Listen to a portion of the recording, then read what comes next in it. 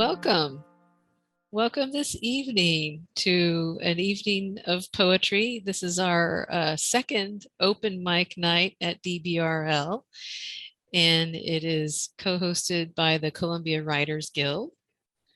We have some people here who are ready to read their poems, some people here who are ready to listen. And I'd just like to start off by introducing myself and my co-hosts. My name is Abby Reimel. I'm a manager here at DBRL, and I am joined by Ida Fogel, my colleague at DBRL. Hello. And Barbara Leonhard, who is representing tonight the Columbia Writers Guild, which is co-hosting this program. And I'd just like to start off by dispensing a piece of advice. This is Black History Month, so I want to dispense a piece of advice given to us once upon a time by the great Maya Angelou, who said, "Try to be a rainbow in someone else's cloud." And tonight, we're all rainbows in each other's clouds. So welcome everyone, and thank you so much for joining us, and let's have a wonderful evening of poetry.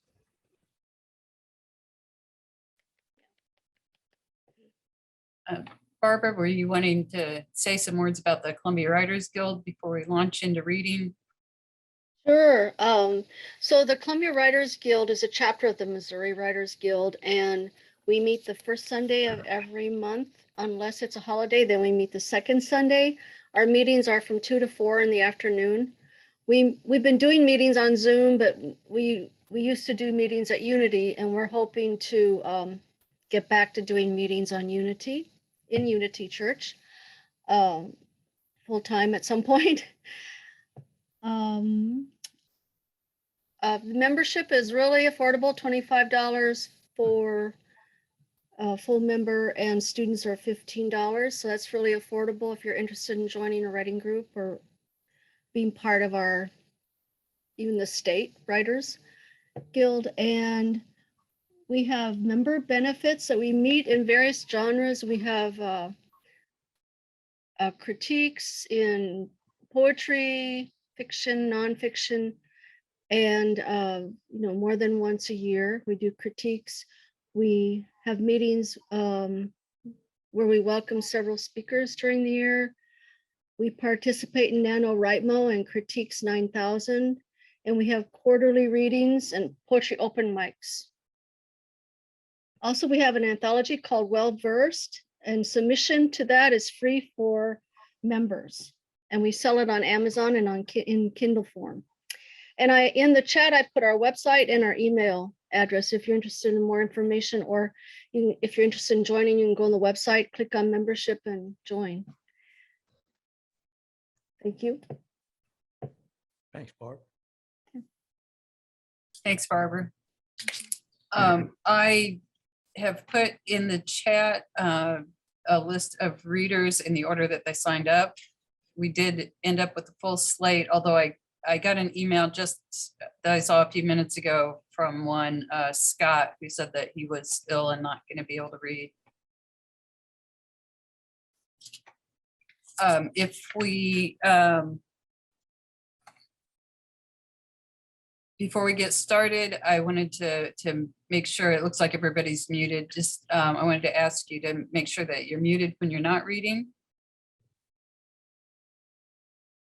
And there are reaction buttons on the bottom of the screen, possibly depending on what device you're using. So feel free to click on that and give people applause or thumbs up. This is a supportive environment. It's not a critique environment. We're just going to celebrate everyone here. If we're all ready, I'm going to go ahead and introduce our first reader. I put the list in the chat. I might have already said that, so you can look and see where you're on the list. There is a 4-minute time limit. I will start my timer when you start reading. So everyone, let's welcome our first reader, who will be John Freeland.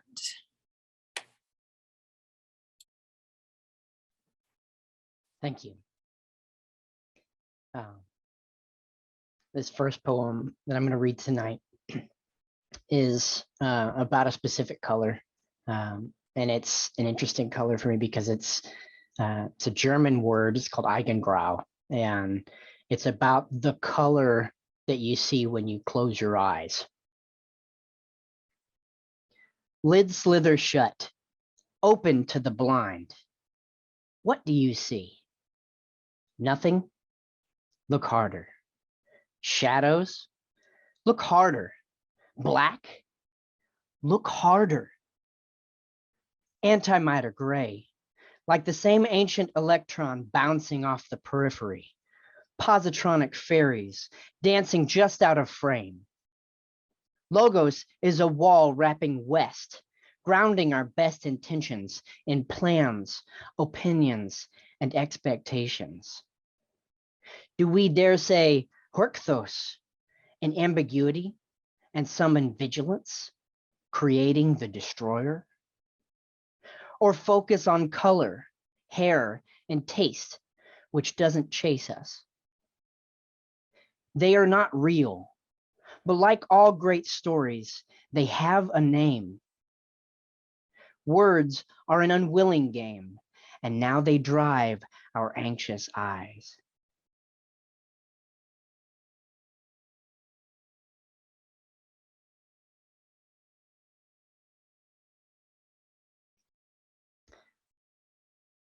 This one is about the saguaro cactus and the community that it creates around and within it that allows for life in otherwise lifeless places.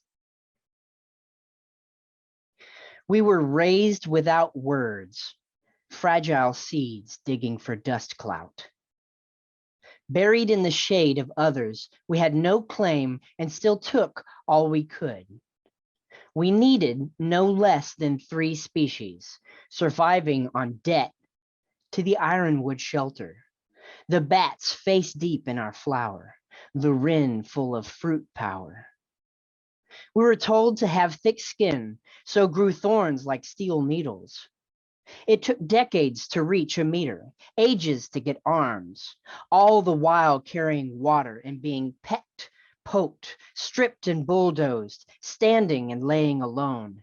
If only someone could have told us earlier that we were the keystone, home and safety to dozens of others. We are the sacred holders of the lost and broken. We are ancient, more than ribs and what we've done.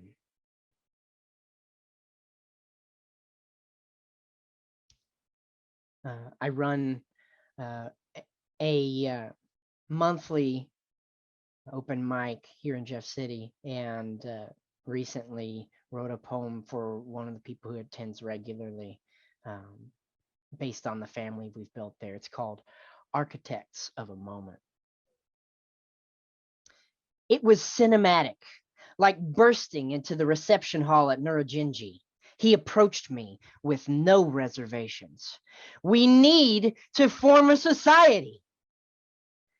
The bottoms kindly conversation winding Scotch and the topography of his voice rolling in the east.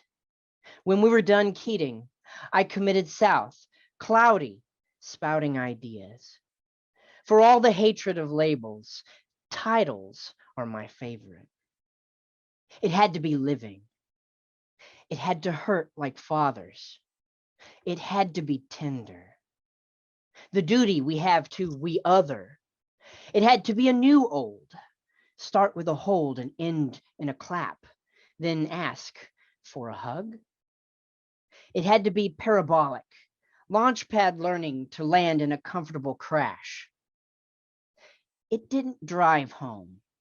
Instead, coalescing slowly, a cumulus attraction of positive to negative, heat connection, grounding bitter invalidation. What if our society wasn't about striking in the sense that bonds are all binding, like approval and childly fearing otherwise?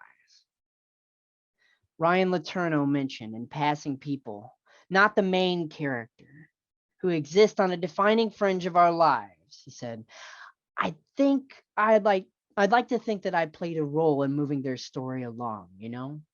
I was kind of like the architect of a moment. And maybe there's no regret for less, wishing for more, running from the unknown, searching for the lost, swimming for beauty, shouting for dignity, aching for answers, lonely for duty, stranger for silence. Maybe we choose to build and keep it here. Thank you. Thank you, John. I liked all those sensory images and all those details and all of that. Our next reader on the list is Sharon Singing Moon Feltman. Anytime you're Thank ready. you, Ida. Thank you.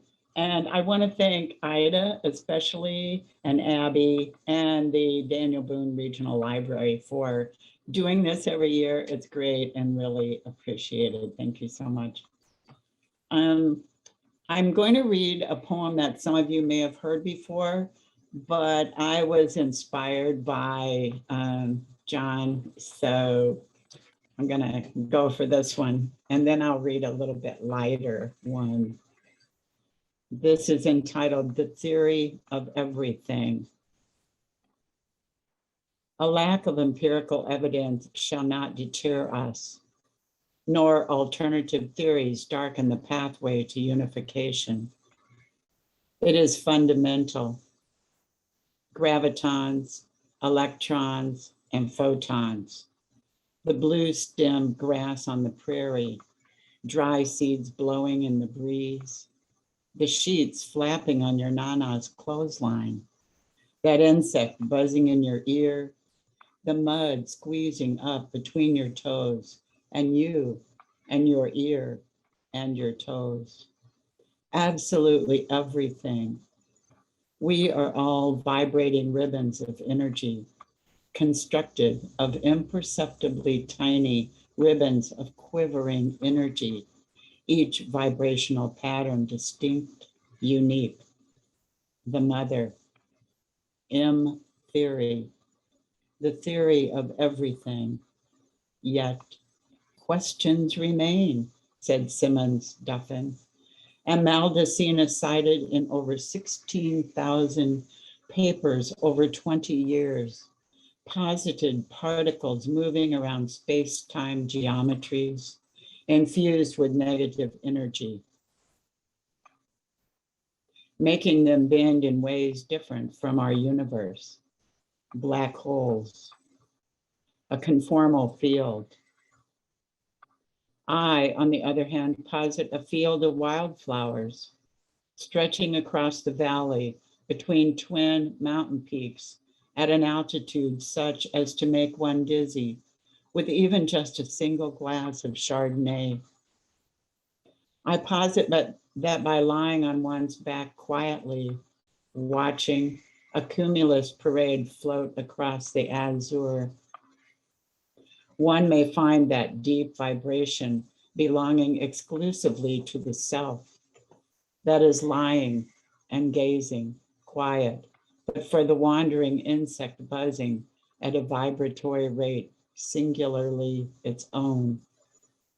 It is mathematics, they say, a basic sequence of events, a demonstration of consistency, graviton, scatter calculation, the inability to complete even a first quantum correction, proof enough, some say.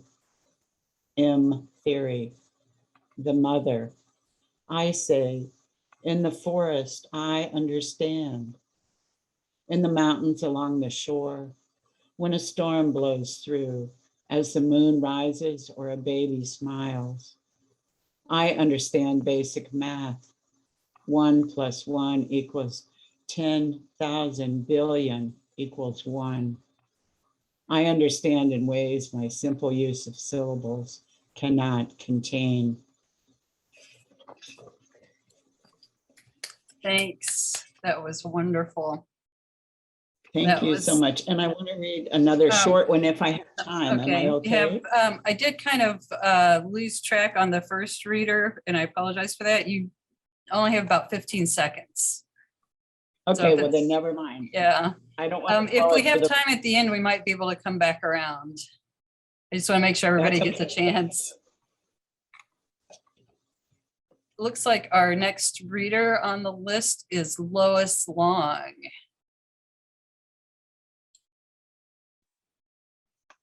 Thank you, Ida. Forgot to unmute. I will read a poem entitled Embers. Who gives thought to wisdom? Days are fleeting, disappearing as a wisp of smoke. Stare into the embers of a burning log. See the tree on which it grew? Search for the seed from which it sprouted. Follow the sunlight of life. Notice cellular energy, growth responding to purpose. Seasons follow seasons, green, brown, bare. A limb connected, sap withdrawing to be recalled in spring. Ring upon ring, year upon year. Death from circumstance, disease, damage, human harvest. Final embers leave a glowing legacy. The last of life warms another soul. A story shades another day, warms another heart. The second poem I will share is entitled Our Time in History. A chain of time holds generations together. Each community links every person's memories.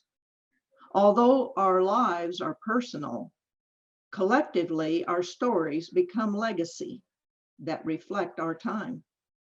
Repeated stories lock in memories. Once written, stories are shared. Legends become links to our ancestors. Our time, our stories. Our generation, our memories. Our lives, our legacy. Ida, do I have time for one more?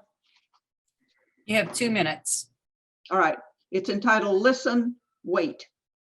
Listen to silence. Hear its music. Listen with your heart. Feel joy. Be present. Be open. Let presence live within you. Cradle pain. Carry one another. Let worry drift away. Stop talking. Stop your hurry. Just listen. Wait. Silence will speak. Thank you. Thank you, Lois. That was great. I needed that last one. Thank you. Our next reader is Walter Bargin. He was on, but then he went off. Maybe he's trying to get back on. He's here. Oh, he is? Okay.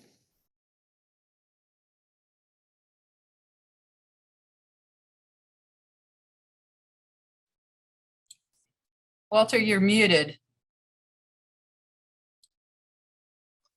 Oh, how's that? Okay. Later, Barb. This poem is called The Elves of Katin Forest. It's in my book, Days Like This Are Necessary, New and Selected Poems. And this is about an event that happened during World War II, dealing with the slaughter, hate to use that word, of 35,000 Polish soldiers. And I thought that this was rather appropriate for what's going on in Eastern Europe right now, because it happened in that area. The Elves of Katin Forest. It started during the night after the burning of many cities. It started when the soldiers in uniforms the color of miles of muddy road began the forced march of the defeated. The mud of the vanquished and the mud of the victors indistinguishable. Prisoners became guards, guards prisoners. Dressed in fear and exhaustion, no one any longer cared. It started in a faraway country, years before, when money heaped in wheelbarrows was spent on a loaf of bread, when someone in a palace signed his name in water, when a cigarette butt on a sidewalk was punishable by conscription. It started in a shirt pocket crowded with rats, in a bowl full of glass eyes blinking in all directions in a field hospital. So the long, muddied lines drudged into a dark forest to a strange, mumbled cadence, the belch of boots being sucked in and out of mired miles, 40,000 struggling vowels and rifle reports, the only consonants spoken over the dead guarding the ditches. Soon the forest turned blacker than its wet pines. For years, the raw, upturned earth burst into small blooms of brass buttons and bones. An entire country stopped breathing. Each year, the trees grew more bloated. A half century later, out of Katin Forest, miles of mud-caked uniforms march. At dust-choked crossroads, villagers look for passing cars. The sucking sound, the faint moans, only wind twisting through the gargoyled and steepled churches. Couples stroll along rivers, watching their children run ahead. Cottonwoods sail their leaves on the reddening current. The evening grows faint, the sun's pulse weak on the water. The children shiver, listening to stories of elves who return to retake the country they lost. Thank you, that's it. Thank you, Walter. That was powerful. Our next reader is Barbara Leonhard. Okay, I have a poem in memory of George Floyd, who died May 25th, 2020. And I wanted to read it because it's Black History Month, and also Ahmaud Arbery was vindicated today when his killers were convicted of hate crimes. From your son. I'm through, Mama, across shackled seas, these chains and ropes, knuckled tight to hanging trees.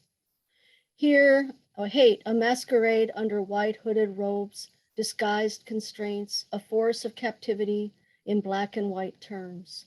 From fields to farms to racial divide, our souls handcuffed to plows, to prisons, as crosses burned, sisters raped, brothers gunned down for opening their own gates. No one can cut our stride, nor can the blue shield take another knee to choke our certitude, to force us to salute servitude. Mama, see how our crest of unity rises. The world resounds our gospel songs of grief released from collapsed lungs, just so that we can breathe. And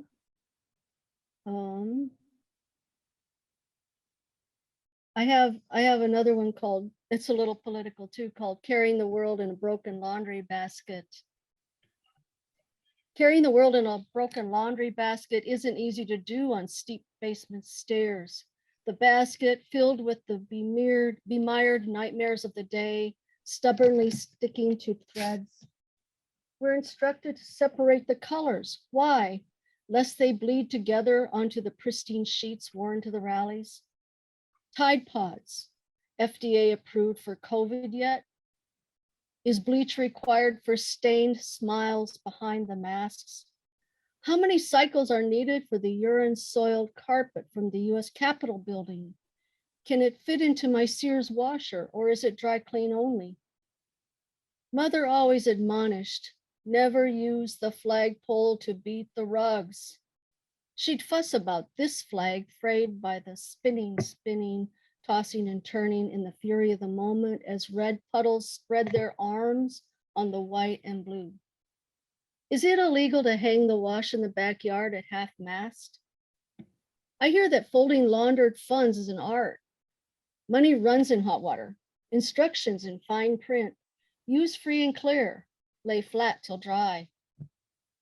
The overloaded washing machine packs heat, makes its rounds, rat-a-tat-tat, rat-a-tat-tat, rat-a-tat-tat, rat-a-tat-tat. A shoe caught in the pant leg kicks the dryer wall to the step. Thump, thump, thump, thump. The dryer wheezes. I pull lint from the ventilator, press restart, then add softener to the last load of hearts.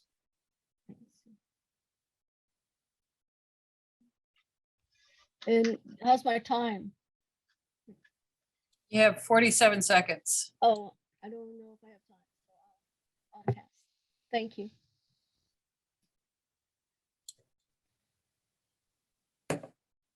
Thanks, Barbara.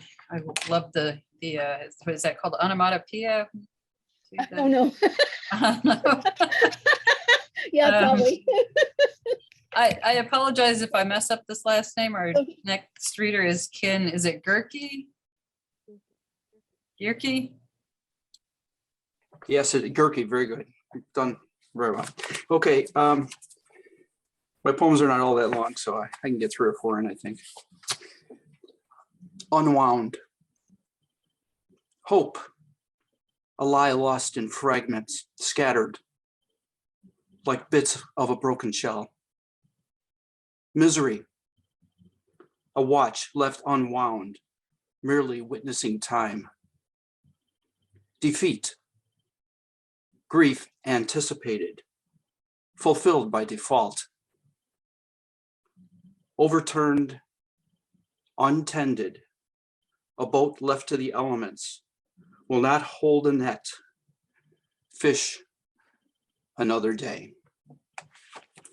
And they will get a little brighter from there.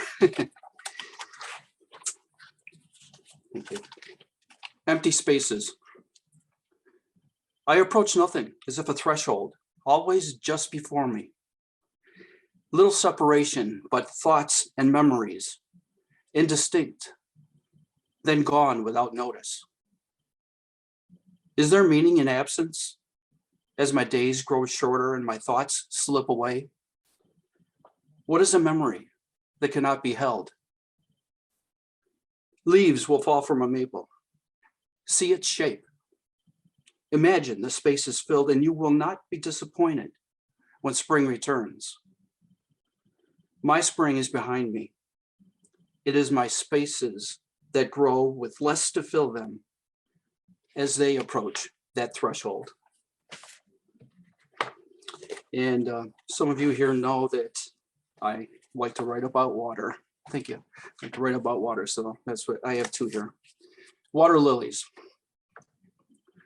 I move beside the shore, water creased by the bow before me, caressed by the paddle beside me.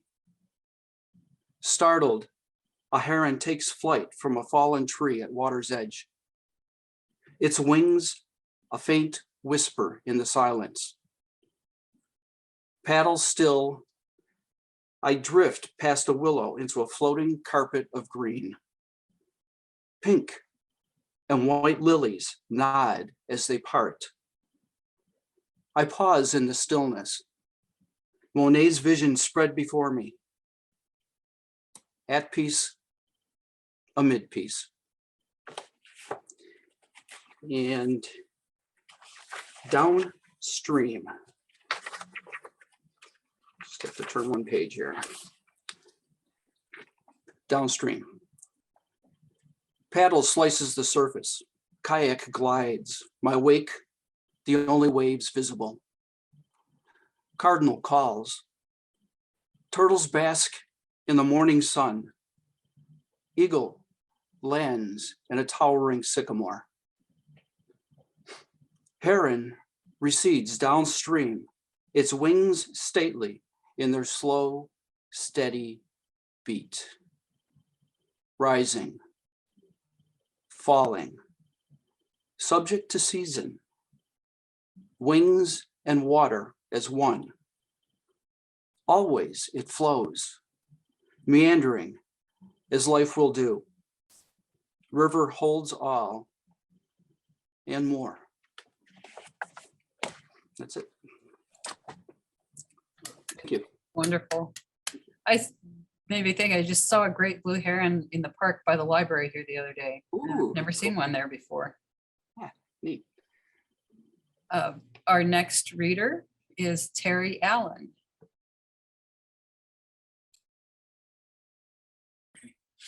I'm going to read two poems that are being published in I-70 Review first, come out in September.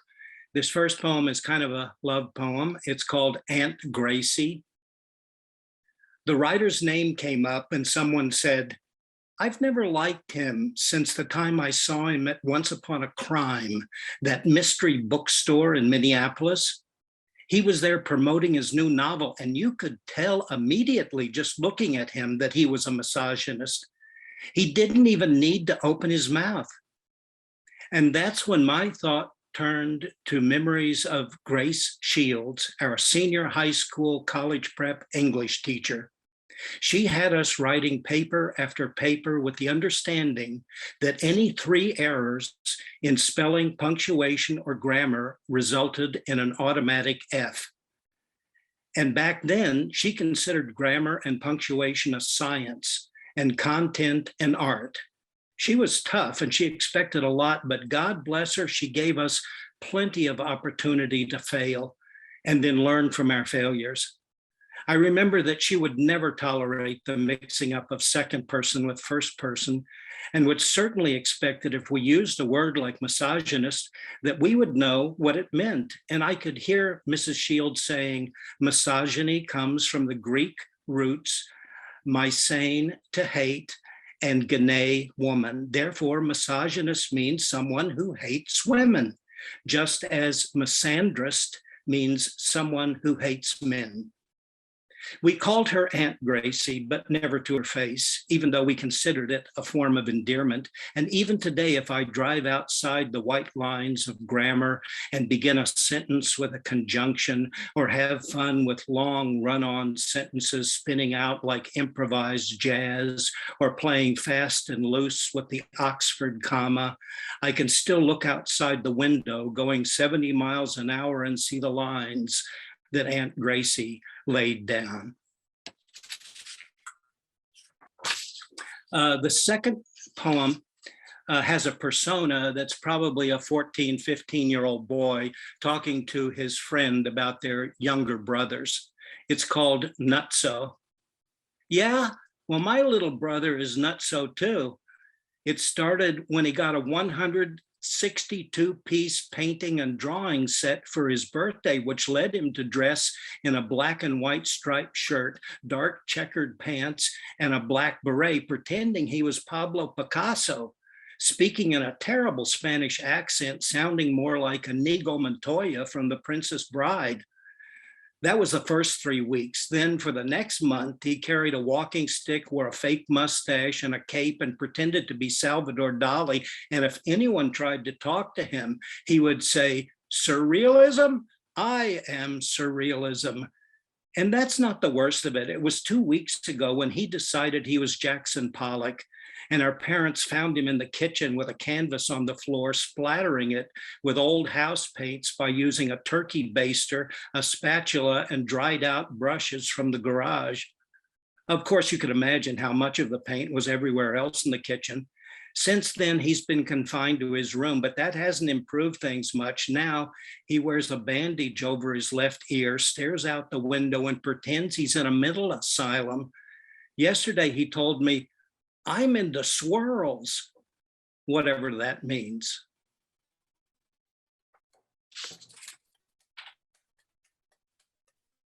I enjoyed those. Our next reader is Joe Bellocco.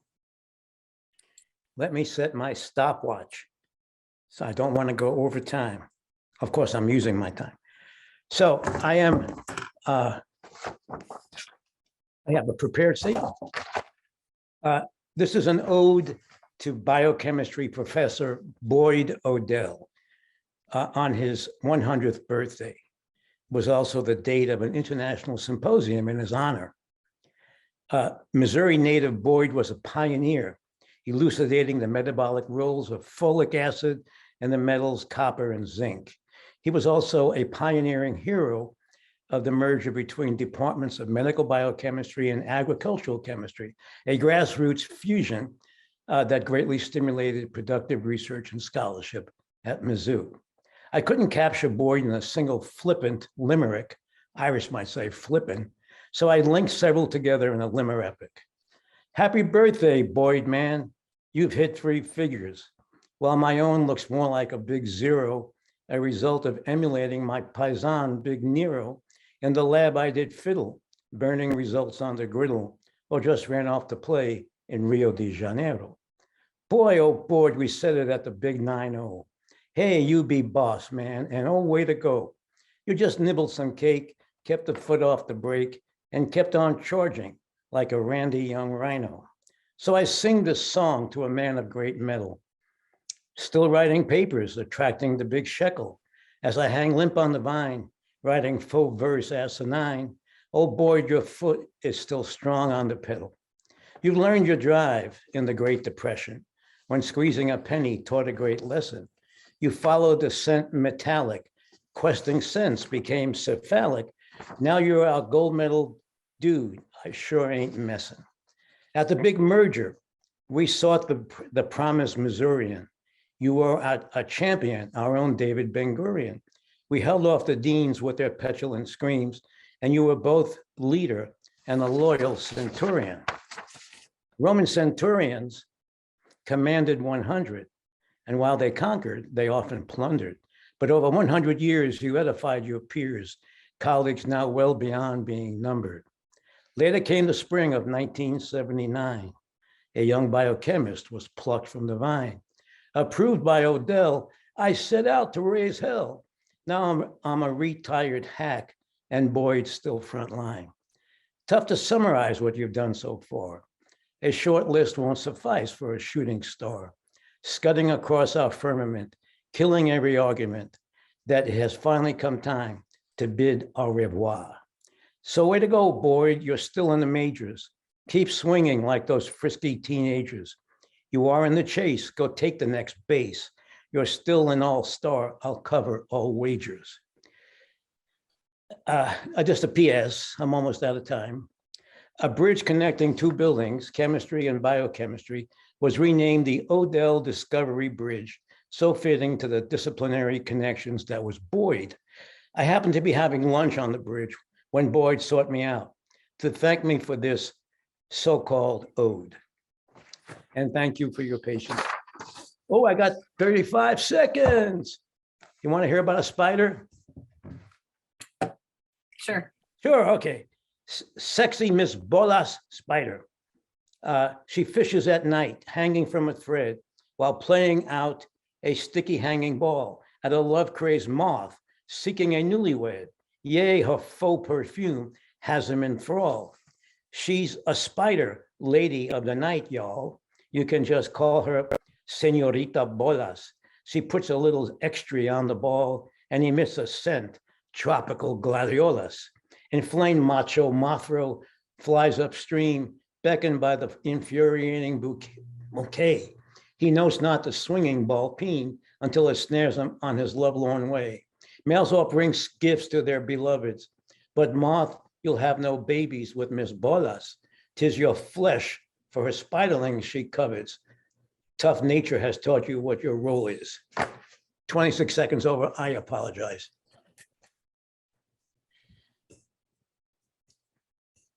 That was fun wordplay in those.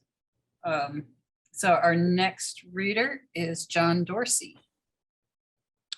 Hi, everybody. It's good to be here. When I was much younger, we used to get wrong number phone calls from the same gentleman for a long time. And then eventually my father told the person he was calling for that, told him that that person was dead. So I wrote this poem. It's called Trailer Park Song 1988, or Poem for Tish. I never knew you, but when we lived in the trailer park, we got countless calls for you in the summer of 1988. Andre held you close to his heart, like a cracked locket or a spring flower that never got to bloom. He just wanted you to know that. He cried when my father told him you died, just so he would stop calling when we were in the middle of eating dinner. Hold on. this page is stuck together here. Shit. Telling us about how you slow danced at the prom the night before he got shipped off into the hungry mouth of a jungle that swallowed boys like him whole. How you were the one who pressed his uniform that morning he left town. How he did his best not to wrinkle it for weeks after that, eventually giving in to humidity in the war inside his heart. But you can't iron out heartbreak. He dreamt about you as news of the moon landing came across the radio. He just missed the sound of your voice calling back to him out of the past. I'm sorry I screwed that up, but I will read one more poem here.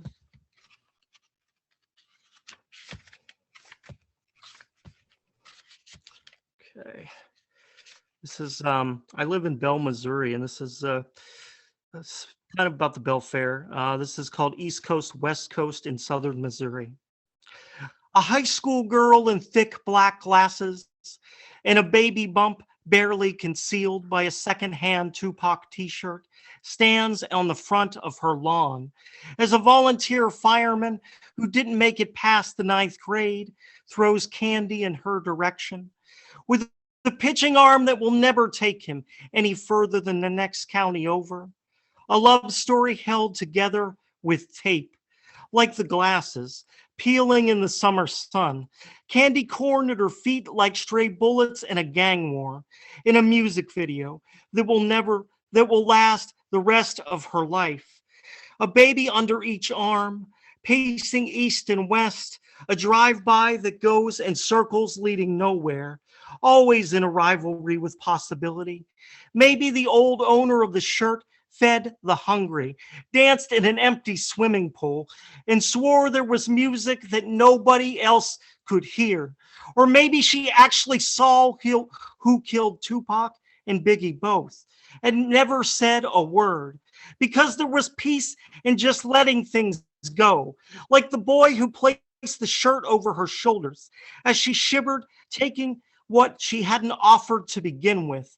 Because when you wash out the blood stains, all you're left with is your own heartbreak, standing on your front lawn, wearing someone else's dream, shrunken down so many times with wrinkles that you can never quite smooth out until you're almost invisible, with a snow cone melting down your arm in the sun, bleeding red, white, and blue as a single sock fresh out of the dryer sticks to your belly. And that's the best part of your day. Thank you. Thank you. These are very evocative. Oh, let me stop my timer there. Okay, our next reader was going to be Scott Young, but he just emailed me right before thing saying that he was not going to be able to make it. So we're going to go to Justin Hamm.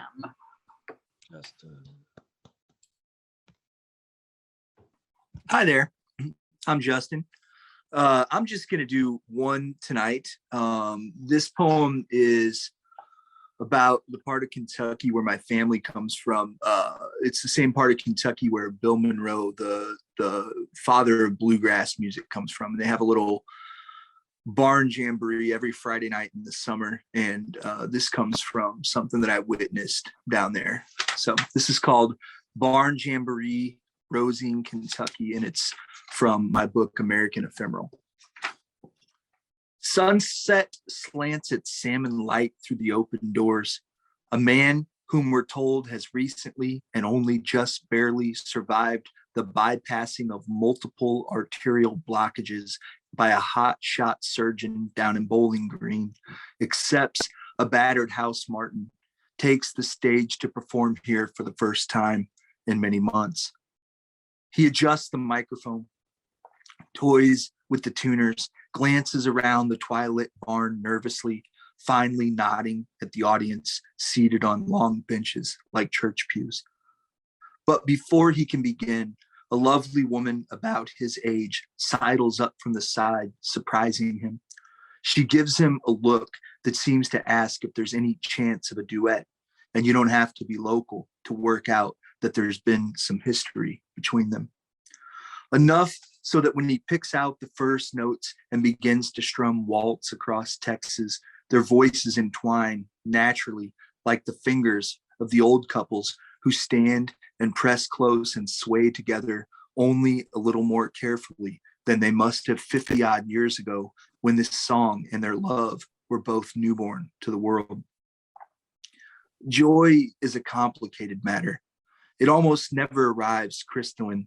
I've seen it bloom even on the faces of broken men buying cheap beer on the odd Tuesday in November, unmistakable but muddied up always, mixed with a hint of guilt or resignation.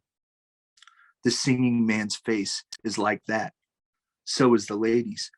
You can see they are doing something they once believed they might never do again, and now must consider what other dream ghosts they might yet sing life into.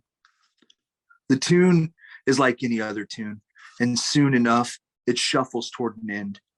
But her fingers find his shoulder, and a silent conspiracy ensues to strum on and reprise the chorus once and then twice more, as if they are terribly afraid for the sound to stop, afraid to step out from behind the sweet safety of perhaps. And then they must and do. The bow, the wave, the decision, all arrive together in an instant. She leaves him with a kiss on the cheek that brings high color to his face, floats out with the applause into the soft Kentucky twilight. The rest of the evening, he can be seen slouching, exhausted near the back entrance to the barn as the regular band swings, Western style. Every so often, he runs his hand absently over the area of his chest, where beneath his plaid shirt, I imagine must live one hell of a scar from all this business with his heart. Thank you.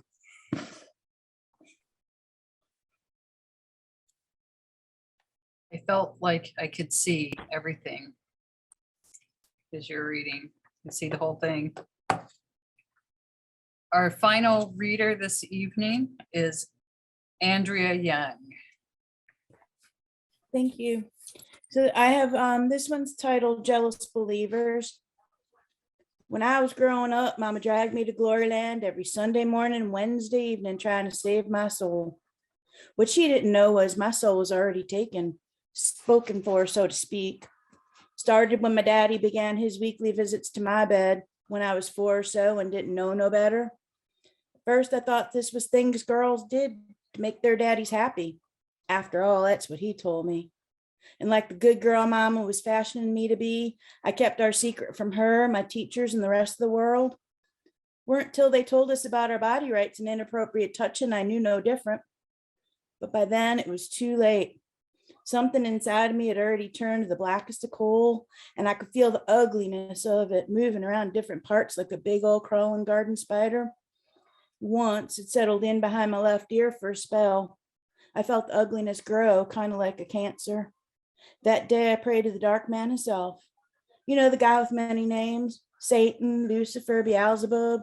They taught us about him at Bible school at Gloryland every Wednesday from 7 to 8. So I prayed to him. You know what? He listened to me. He made my daddy disappear. It looked normal enough. His car got caught in the train tracks and he was smashed to smithereens. But I knew the man was behind it. You know, the guy with many names, Satan, Lucifer, Beelzebub. Every Sunday morning and Wednesday evening, I continue to go with Mama to Gloryland so she would believe. So, thank you. I've got one, it's a little bit lighter. Back in the 80s, there was a song. The title of the song was 88 Lines About 44 Women. And it was very kind of catchy. Deborah was a Catholic girl. She held out to the bitter end. It was very sing-songy, rhymey. And I wrote a poem like that about the men in my life. And I read it once. And they were so taken aback that I was male bashing that I wrote this redemption song, this redemption poem. It's called Supermarket Flaws. Women over 40 are not perfect, whole, or complete. We have flaws, scars, bruises, many self-created. Women over 40 are devious, cunning, and ruthless. We hold back truths, tell white lies, perfect lies to maintain external perceptions. Women over 40 have had abortions, affairs, and sex for money. We strain to keep our secrets, deceits, appearances to preserve our own self-worth. Women over 40 have been drunks, addicts, sluts. We strive to hang on to deception to assess if you really mean to know the truth. Women over 40 need to raise children, embrace our best friends' hands, make love to our husbands, hold ourselves together, raise the white flag. We know to keep enough of the Madonna image alive so you will love us. We learn to keep our secrets locked away in impermeable vaults. We understand telling one soul can mean we told the whole world. We cling to our secrets so we can say hello over tomatoes and all 5. Women over 40 are not perfect, whole, or complete. We have flaws, scars, bruises, many self-created. Thank you.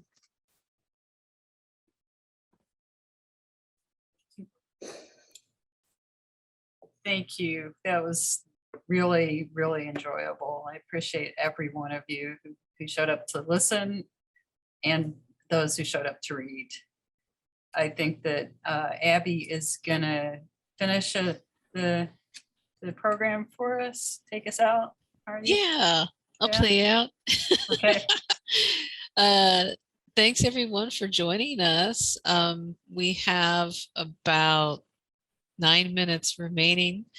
Ida, did you want to circle back around to anybody else who had another poem?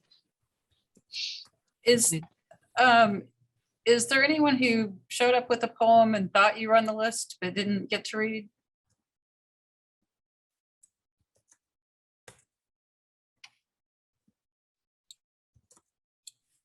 I don't see anything.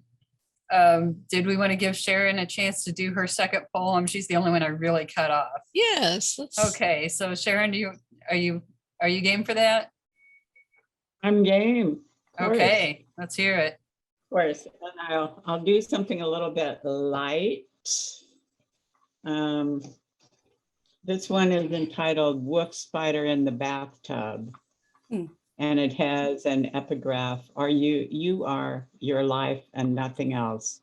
Jean-Paul Sartre, and no exit. She sat, a hunter, composed, meditating, I suppose, as I stepped in to shower one afternoon. When the deluge was unleashed, she struggled, ran, panicked legs pushing against slick walls. For every 2 steps up, a slide down. Unable to escape, fear mounting, she finally sought refuge in a jet nozzle. Dry and protected, she drew in her slim legs, curled into herself. I imagined her tiny heart slowing, her frightened mind unwinding. As the scent of lemon surrounded us, I gathered thoughts. The random situations that ensnare us, the everyday choices that slide us into what seems inescapable. How we each have need. Willing to take a chance, she climbed aboard the offered corner of a towel. I coaxed her into the potted impatience, releasing her from this slippery hell.